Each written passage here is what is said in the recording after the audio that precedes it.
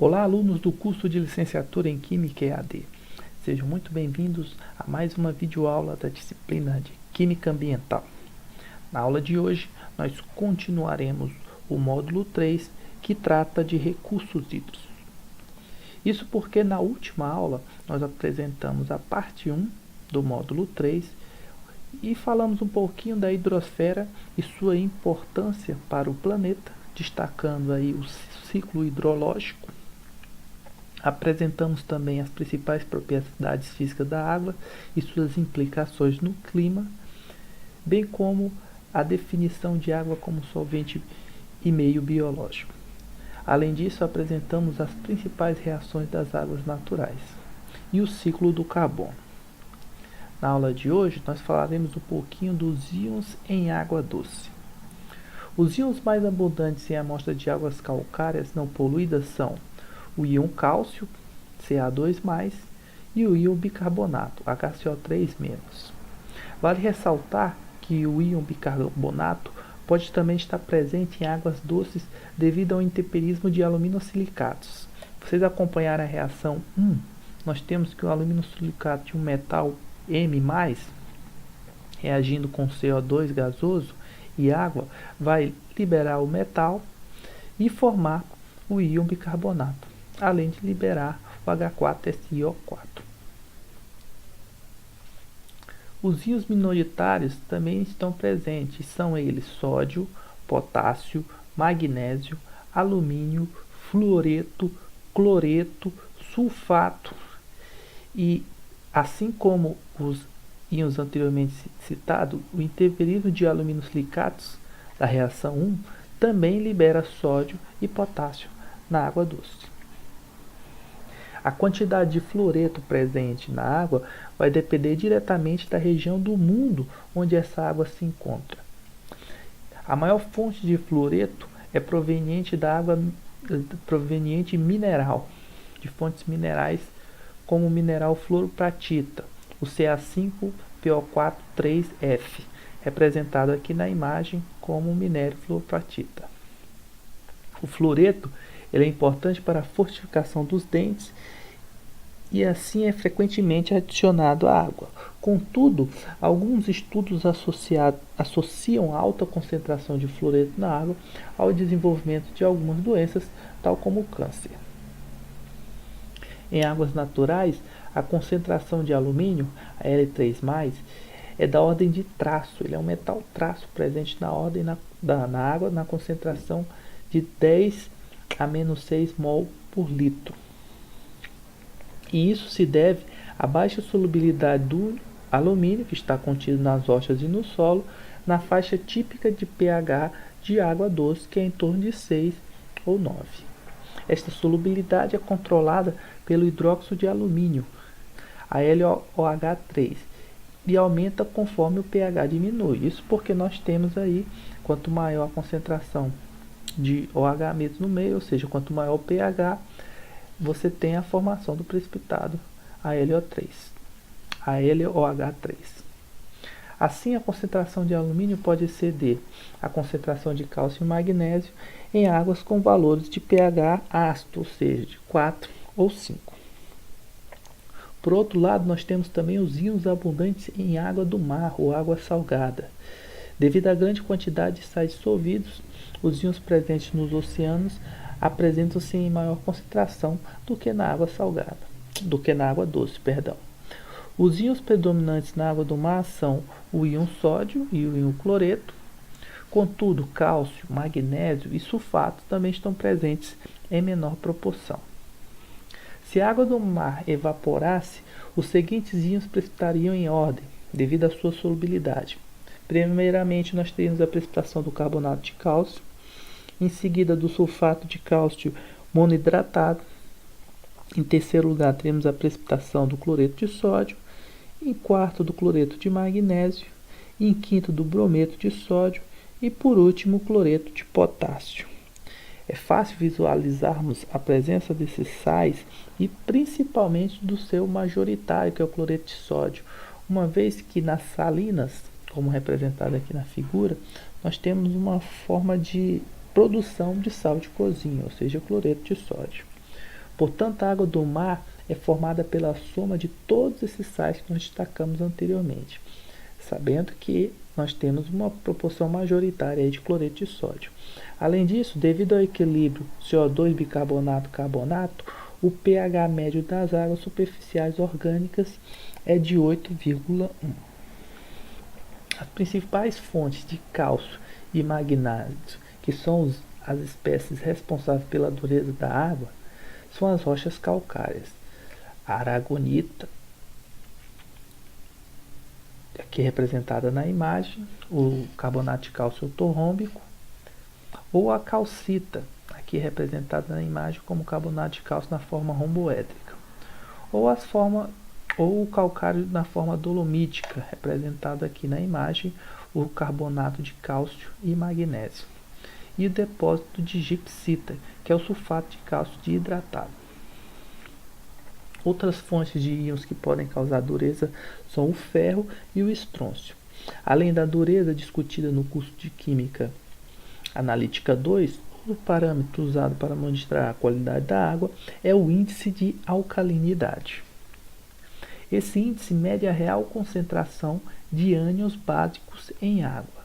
Em termos práticos, nós temos que corresponde à medida da capacidade que o corpo aquático apresenta em resistir à acidificação pela neutralização. Por definição, nós temos então que é o número de mols de H+, necessário para titular 1 litro de amostra de água até o ponto final ou ponto de viragem.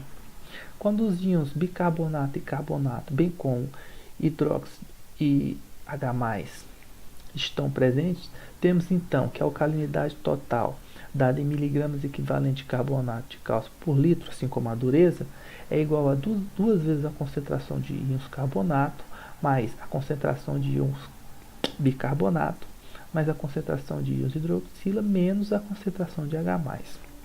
Outras fontes de alcalinidade incluem os íons amônia, ácido fosfórico, o H3BO3, o H4SiO4, o H2S e a matéria orgânica de origem natural. Partimos agora então para a interação da água com o solo e a sua química dominante. Geralmente, as plantas segregam gotas de ácido no solo e isto faz com que a água da chuva em contato com o solo tenha seu valor de pH diminuído de 5,6 para 5. À medida que esta água vai penetrando no solo a profundidades um pouco maiores, se iniciam as reações de neutralização pelos minerais presentes no solo, na maioria das vezes representados aqui pelo calcário. Na ausência do calcário, pode ocorrer a neutralização por meio de troca iônica de partículas de argila e humus, como representado aqui na imagem. Nós temos a representação do humus. Nós então partimos aqui dessa representação esquemática na imagem, nós temos a água da chuva caindo aqui no solo, né, uma rocha original de origem calcária. E se nós dermos um zoom aqui nessa imagem, nós temos então que essa água da chuva sem poluição, que tem um pH em torno de 5,7, ela vai cair aqui próximo ao solo. Nós temos aqui uma zona de alta atividade biológica, onde temos a presença de CO2. Esse CO2 vai reagir aqui com a água, formando carbonato, ácido carbônico mais H+. Esse ácido carbônico mais H+, vai fazer uma troca de cátion, uma troca iônica, como nós mencionamos anteriormente, com a espécie MSiO4, formando aqui o HSiO4 e liberando metal. No outro lado, nós temos que os ácidos orgânicos de origem vegetal também vão formar aqui o ácido carbônico e o H+, e vão interagir aqui com as partículas de carbonato de cálcio e carbonato de magnésio presentes no calcário das rochas, liberando aqui o cálcio ou o magnésio e os íons bicarbonato. O solo pode ainda ter contato com outros tipos de contribuições provenientes da atmosfera, como fontes de SO2 e NO, originadas tanto de fontes naturais quanto antropogênicas. Essas substâncias são removidas do ar em poucos dias por reações de oxidação e posteriormente transferidas para o solo de duas maneiras principais: por meio da deposição seca, via aerossóis, ou via úmida, pela chuva. Além disso, a concentração de cálcio e magnésio no solo são reduzidas pelas chamadas chuvas ácidas, que promovem a lixiviação desses metais no solo.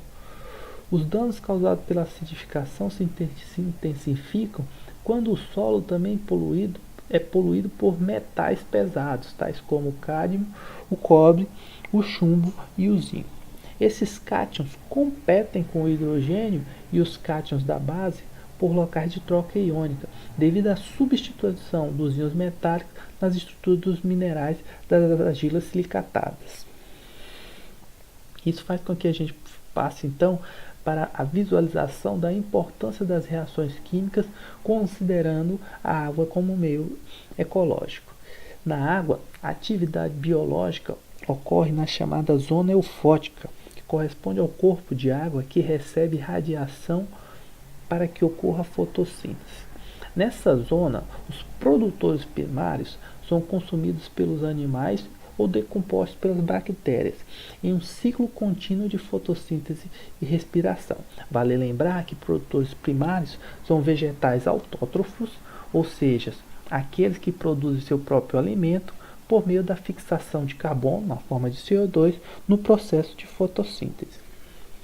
Os produtores primários dependem ainda da luz solar e, portanto, estão limitados a regiões próximas da superfície. Na água, os produtores primários correspondem às cianobactérias, apresentadas aqui na imagem, os fitoplânctons e as algas.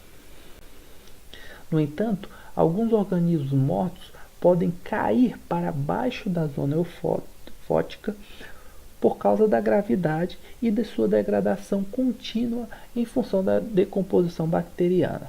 Em determinados períodos, devido à estratificação térmica, há pouca mistura entre a camada superficial, que é mais quente, e a camada mais profunda, que é mais fria. Dessa forma, o que ocorre é a transferência de carbono e, consequentemente, de nutrientes da superfície para as camadas mais profundas, no que chamamos de bomba biológica.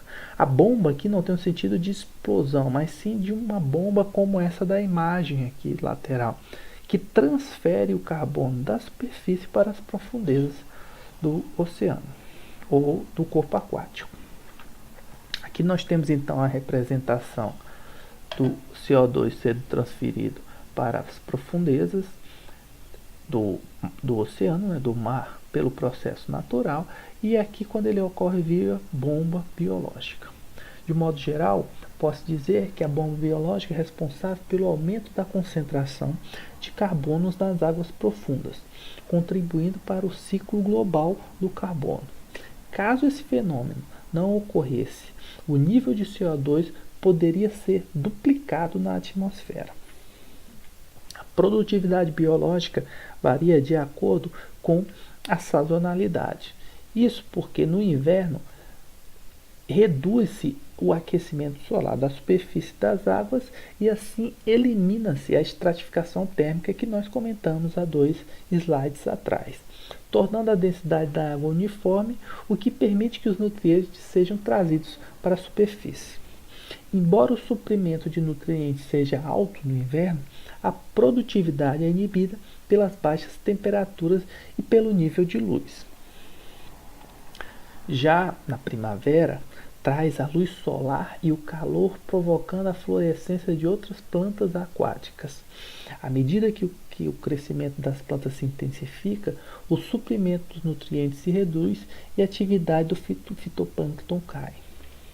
Por fim, no outono, as plantas mortas são decompostas pelas bactérias e o suprimento de nutrientes aumenta novamente, causando um segundo pico de atividade do fitoplâncton. O suprimento de nutrientes é limitado em águas não poluídas. Raramente a DBO, a demanda biológica de oxigênio, nas águas superficiais supera a disponibilidade de oxigênio.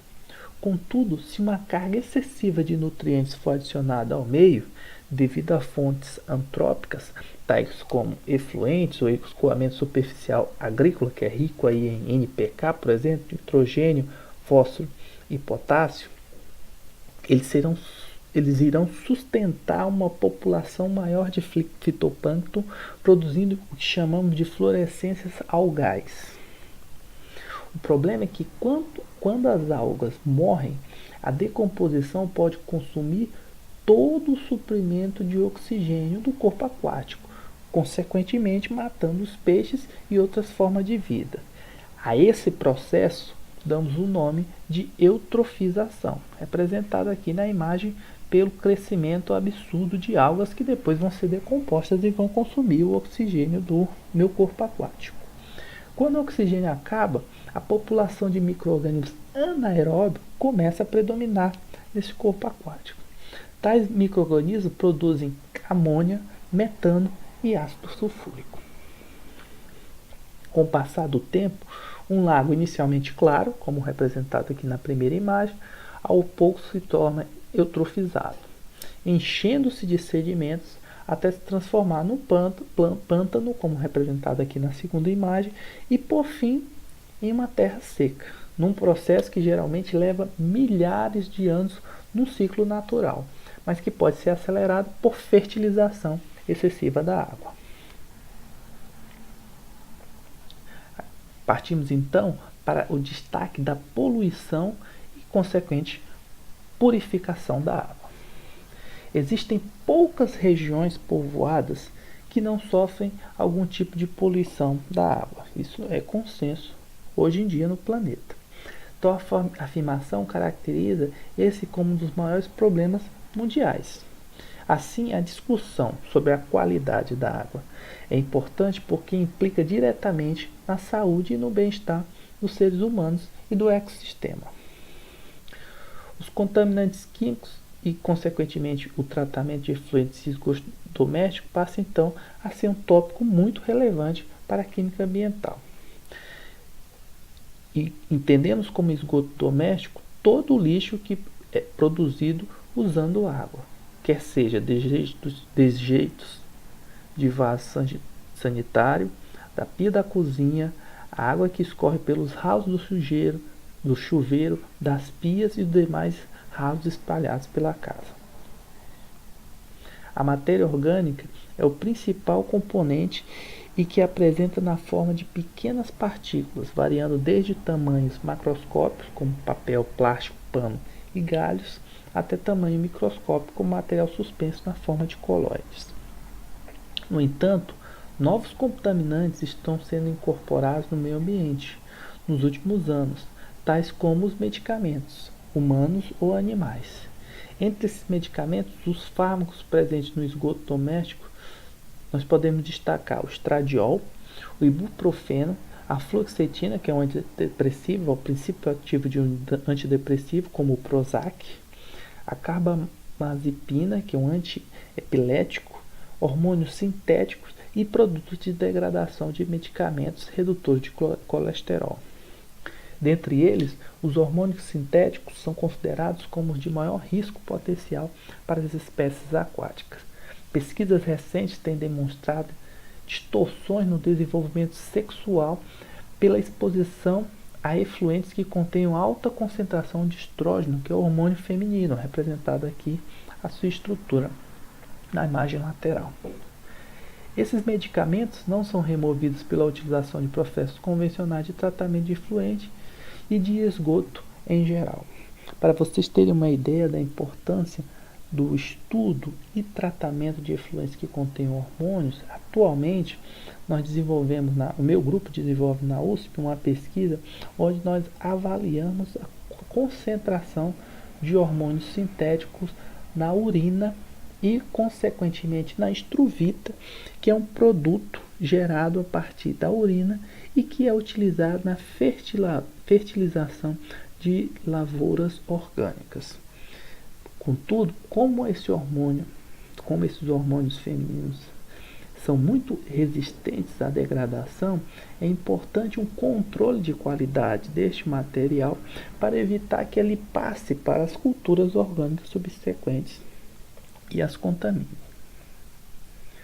Os processos de purificação da água variam dependendo do tipo de poluente presente. Além disso, existem diversas etapas de tratamento.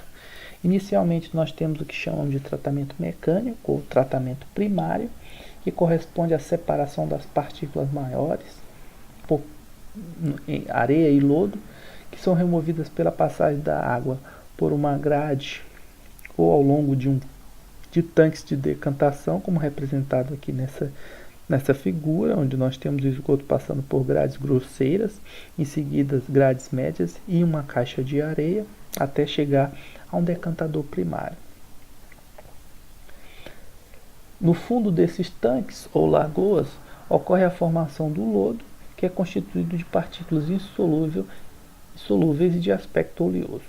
Os produtos menos densos do que a água, que ficam na superfície desse tanque, são então retirados na forma de espuma. Por esse processo, nós removemos cerca de 30% da demanda biológica de oxigênio. Contudo, embora a água se torne mais clara, ainda possui um alto valor de DBO, sendo imprópria para a manutenção da vida aquática. Na sequência, nós temos então o chamado tratamento biológico ou tratamento secundário, que consiste na oxidação da matéria orgânica por micro-organismos e pode ocorrer pela pulverização da água sobre um leito de areia e pedregulho ou sobre um componente plástico coberto com bactérias aeróbicas, chamado processo de filtragem por gotejamento, ou pela agitação da água em um reator de aeração no chamado processo de lodo ativado, como representado aqui na imagem ao lado.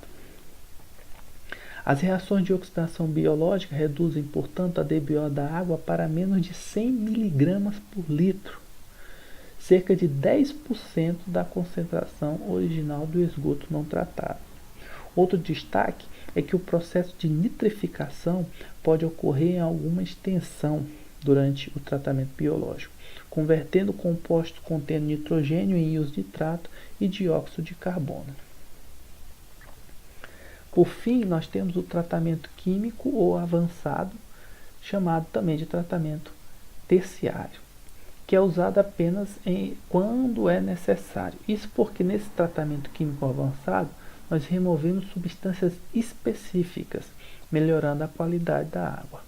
Assim, materiais coloidais remanescentes podem ser removidos usando, por exemplo, sal de alumínio. O fosfato remanescente na etapa 2, caso ele ainda exista, podem ser removidos pela precipitação na forma de sais de cálcio. E compostos orgânicos dissolvidos e também alguns metais podem ser removidos pela passagem da água contaminada por carvão ativado. Os metais, por sinal, também podem ser removidos pela precipitação, seja como hidróxidos ou sulfetos metálicos. Outros metais, como o ferro, podem ser removidos pela aeração em conjunto com algum oxidante forte e em pH elevado, proporcionando aí a precipitação do ferro na forma de hidróxido de ferro 3. Compostos nitrogenados, como a amônia, podem ser removidos elevando-se o pH até cerca de 11, usualmente empregando aí cal, que é o óxido de cálcio, que converte a amônia em íons amônio e que são precipitados na forma de hidróxido de amônio. O lodo gerado após a decomposição orgânica pode ser descartado em aterros ou em corpos de água. Aqui nós temos a representação de como esse lodo acaba ficando após todo esse processo. Esse lodo, por sinal, ele é rico em nutrientes e pode ser empregado para fins de fertilização, desde que esteja livre de substâncias tóxicas como metais pesados, alquifenóis de detergente, fármacos e micro-organismos patogênicos. Contudo, raramente essa avaliação é feita antes de eliminar estes materiais em sua disposição final.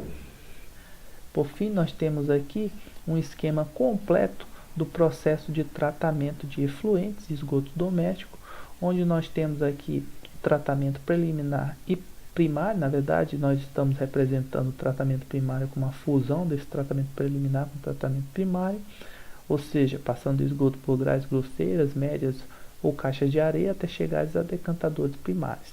E a representação aqui do tratamento secundário, onde nós temos os tanques de aeração e os decantadores secundários. A partir daqui, então, é gerado o lodo que passa por aquele tratamento para, então, ter o seu destino final, que pode ser a fertilização, por exemplo.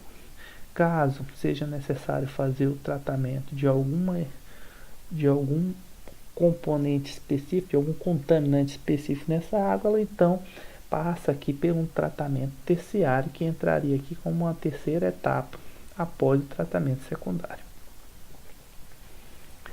Na sequência, então, falaremos um pouquinho aqui sobre os processos de desinfecção para prevenção de doenças. Os contaminantes biológicos estão entre os principais responsáveis pelo surgimento de doenças e até mesmo a morte devido à ingestão de águas contaminadas. Portanto, a desinfecção das águas visa a eliminação de micro-organismos, tais como bactérias do grupo da Salmonella, Escherichia coli, vírus como da poliomielite, hepatite A e do NORAC, e protozoários como Cryptosporium e a Giardia lamblia. O processo de desinfecção pode assumir diferentes formas. Uma das formas mais comuns consiste na passagem da água por um leito de areia, como representado aqui nessa animação. Essa areia ela vai reter o sólido suspenso de todos os tipos, incluindo micro-organismos que têm um diâmetro inferior a 10 micrômetros e alguns compostos químicos. Em outro processo, os contaminantes, incluindo micro-organismos, podem ser excluídos pela passagem da água através de uma membrana com poros de tamanhos uniformes e microscópicos. Ele utiliza membrana ou outra barreira análoga contendo poros que variam de 0,02 a 10 micrômetros de diâmetro em processos conhecidos como microfiltração, ultrafiltração e nanofiltração, dependendo aí do diâmetro do poro.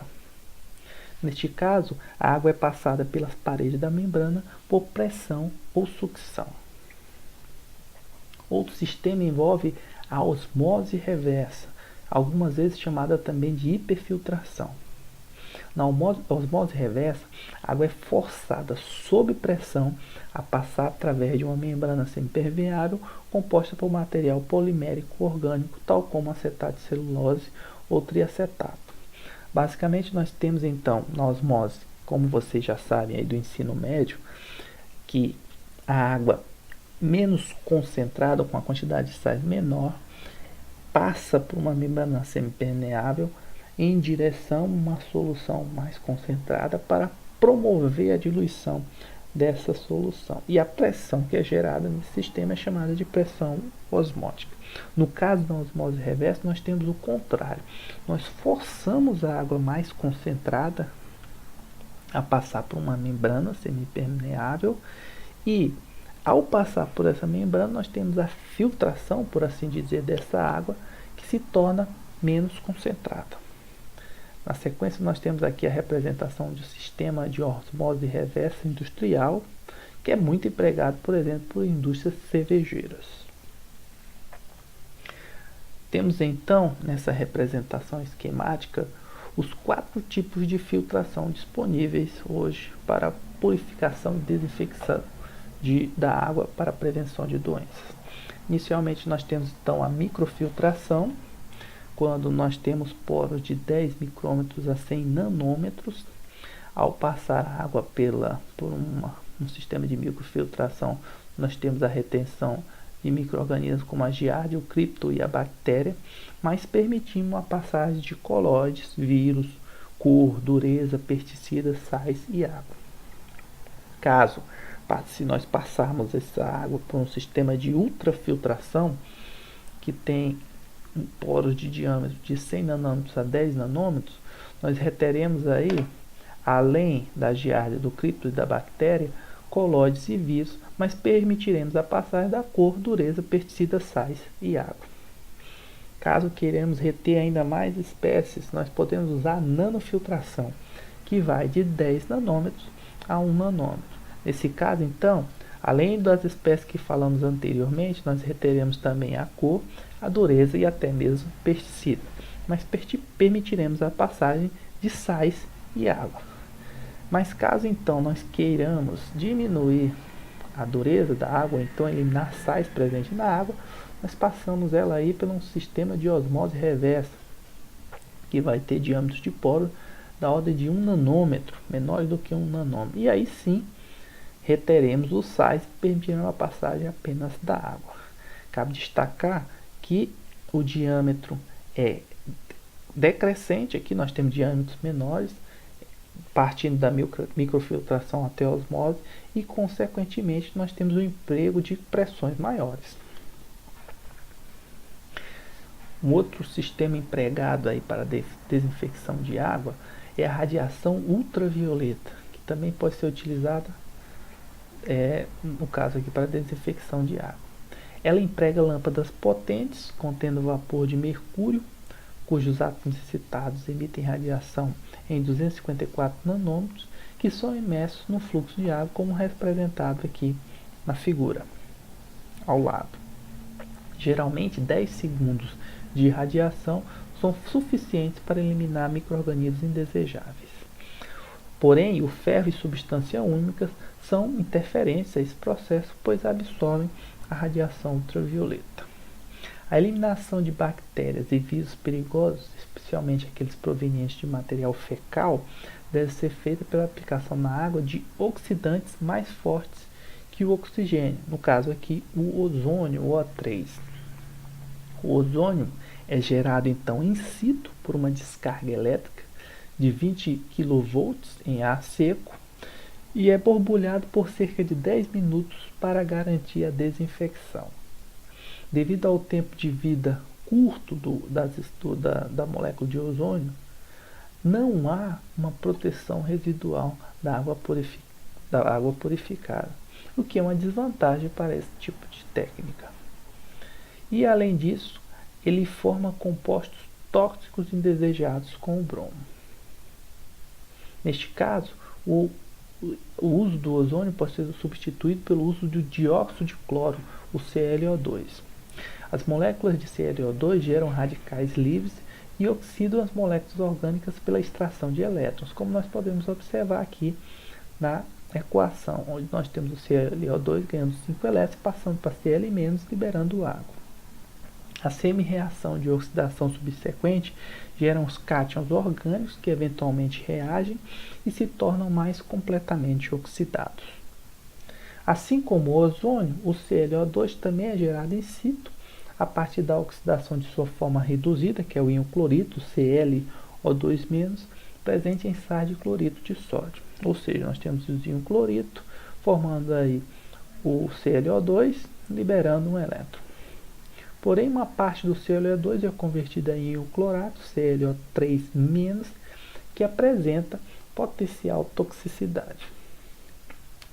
Portanto, dentre todos os agentes oxidantes, o ácido hipocloroso, o HClO, é o agente mais comum, porque além de matar os micro-organismos de forma eficiente, ele apresenta menor custo. Além disso, um pequeno excesso desse composto em água tratada promove uma desinfecção residual durante um longo período de estocagem, diferentemente do ozônio. Contudo, ele produz concomitantemente substâncias orgânicas cloradas, algumas das quais tóxicas, como o ácido de cloroacético.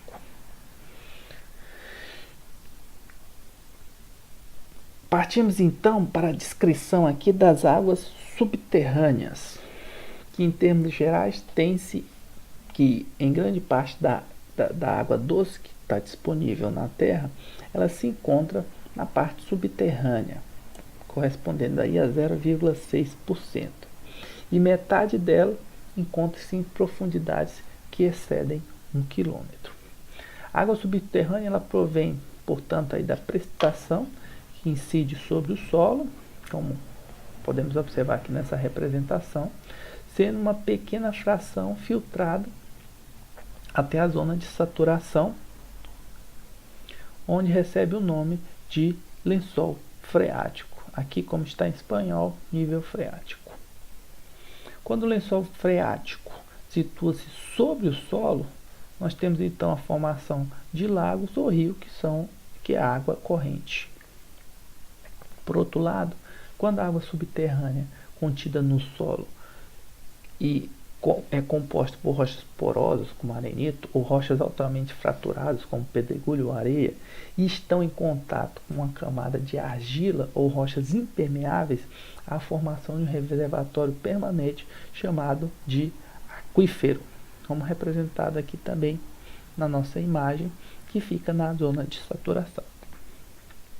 A água subterrânea pode ser extraída por meio de poços e é a principal fonte de água potável para grande parte da população e, em muitos casos, serve até para a irrigação. Portanto, é importante que nós observemos também situações em que ela pode ser contaminada. Isso porque, durante muito tempo, as águas subterrâneas foram consideradas como formas tradicionalmente puras de água, devido à filtração através do solo e o tempo de residência relativamente longo na parte subterrânea. Contudo, algumas águas subterrâneas são naturalmente muito salgadas e ácidas para o consumo humano ou para o uso da irrigação, podendo conter quantidades excessivas de sódio, sulfeto ou ferro. Basicamente, a contaminação das águas subterrâneas deve-se às práticas de disposição não controlada do lixo e fossas sépticas que apresentam diversos contaminantes, tais como nitrato, bactérias, vírus, metais pesados, pesticidas diversos, espécies de detergentes, surfactantes e o churume, que é rico em conteúdo orgânico. Enquanto as águas superficiais podem ser limpas de forma relativamente fácil, diferentemente, a poluição nas águas subterrâneas é um problema mais difícil de ser solucionado. Destacaremos então algumas formas de fazer esse tratamento de água subterrânea. Começando aqui pelo controle, que normalmente se é feito pelo bombeamento e tratamento dos contaminantes, seguido do retorno dessa água para os aquíferos ou corpos aquáticos. Ou seja, se bombeia toda a água subterrânea para um determinado local onde essa água vai ser tratada e depois retorna para o aquífero ou corpo aquático.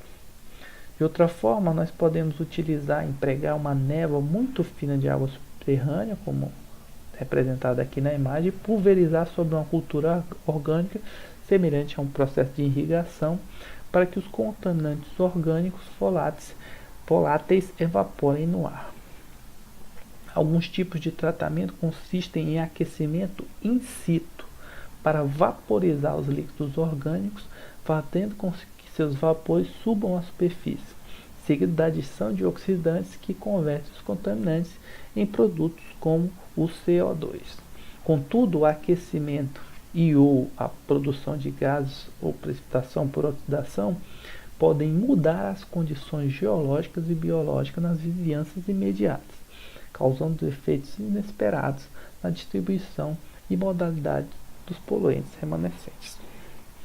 Para finalizar então nossa aula, nós falaremos aqui de um outro tipo de tratamento, muito empregado também para tratamento de água, chamado biorremediação, e finalizaremos também com um outro menos conhecido, que é conhecido como menos conhecido, chamado atenuação natural. Isso porque esse processo ele pode ser aplicado para a descontaminação de água e no solo, além dos processos químicos e físicos que destacamos anteriormente, e nada mais é do que o emprego de processos bioquímicos para remediação da água ou do solo. Por isso recebe esse nome de biorremediação. Dentre os diversos processos de biorremediação, nós podemos destacar a biodegradação de cloroeteno por bactérias. Esse processo, no entanto, é menos efetivo quanto maior for a cloração do composto, não sendo aplicável para o pentacloroeteno, que possui aí 5 cloros na sua estrutura. Basicamente, na biorremediação, nós temos então o micro-organismo metabolizando o contaminante orgânico, que o micro-organismo é representado pela figura cinza e o contaminante pela figura em cinza escuro, que pode ser petróleo ou outro composto orgânico. O micro-organismo vai metabolizar esse contaminante orgânico. Na sequência, o micro-organismo vai digerir esse contaminante e converter em gases inócuos, como o CO2 e água. E, por fim, nós temos que o micro-organismo vai liberar esses gases inóculos, CO2 e água, no local de tratamento. Devido à efetiva limitação das muitas tecnologias apresentadas até o momento, um outro processo que vem sendo empregado é o processo de atenuação ambiental, que tem se tornado, de certa forma, até mais viável. A atenuação ambiental nada mais é do que fazer com que menos contaminantes possam entrar em contato com as águas subterrâneas, seguido de processos químicos e físicos e biológicos, porém naturais, para tratar os contaminantes ainda presentes. No entanto, existem controvérsias quanto à real aplicação da atenuação ambiental como estratégia para gerenciar o problema da contaminação de águas. Alguns ambientalistas consideram que ela seja apenas um meio alternativo de evitar custos mais altos com a limpeza da água. De fato, via atenuação nós podemos eliminar apenas 3 poluentes, que, sendo eles hidrocarbonetos do grupo BTEX, que é composto por benzeno, tolueno, etilbenzeno e xilenos, os compostos orgânicos de baixo peso molecular e o cloreto de metilo. Ou seja, nós temos aqui um leque gigantesco de técnicas. Nós apresentamos algumas que podem ser empregadas para tratamento de águas e efluentes, porém existe uma quantidade bem maior. Nós apresentamos apenas as principais para que vocês tenham um conhecimento básico, técnico e básico necessário. Como atividade online aí de nível 1, nós temos então a atividade que corresponde às questões 9 e 16 da página 98, que deve ser entregue até as 23 horas e 55 minutos do dia 14 de novembro de 2017. Além disso, nós temos também a postagem de atividade de nível 3, que corresponde ao módulo 3, desenvolvendo e aplicando conhecimento, questões 1 a 8, página 99, que devem ser entregues até as 23 horas e 55 minutos do dia 14 de novembro de 2017. Na próxima aula, que é a nossa última videoaula teórica, nós falaremos aí do módulo 4, nosso último módulo do curso de Química Ambiental, que versa sobre biosfera. Apresentaremos uma rápida introdução, falaremos um pouquinho sobre a produção de alimentos, pesticidas e alimentos geneticamente modificados. Desejo então a todos uma ótima semana e até a nossa próxima videoaula.